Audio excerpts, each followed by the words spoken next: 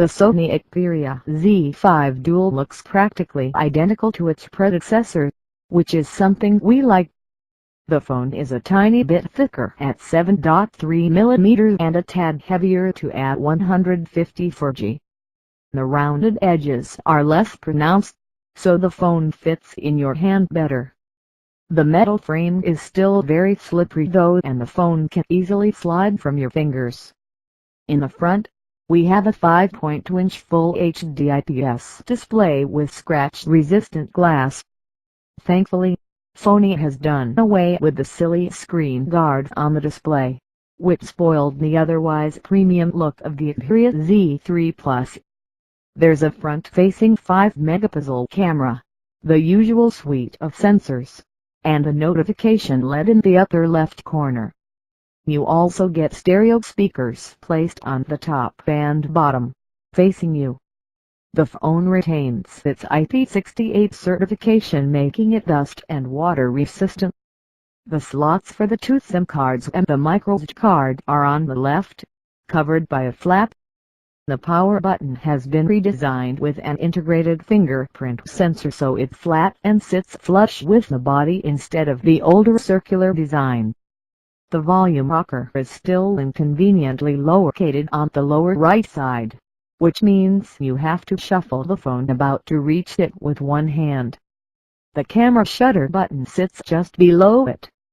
SONY has gone with a frosted glass for the back, which looks and feels really good. It also attracts fewer fingerprints and is easier to keep clean. Here we have the new 23-megapixel camera and its single LED flash, followed by some branding and the NFC logo. SONY is probably one of the few phone manufacturers to still include an eyelet for a lanyard. The XPERIA Z5 Dual is a very pretty phone. The gold variant that we received looks particularly good and will certainly turn a few heads. We didn't get the retail unit, so the headset was missing, but the charger and cable that come with it are made well and should last. Specifications and software. The spec sheet of the XPERIA Z5 Dual is virtually identical to that of its predecessor.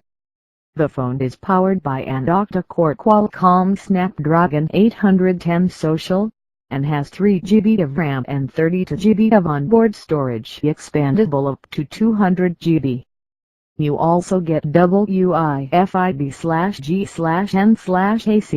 Bluetooth 4.1, USB OTG, GLONASS, NFC, FM radio, and a 2900 mAh battery. The phone also has dual SIM support with LTE for both SIM slots.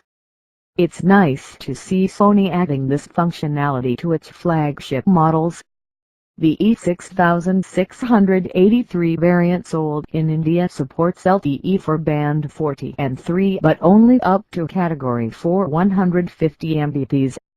The single SIM variant E6653 supports LTE category 6, but that hasn't been launched here.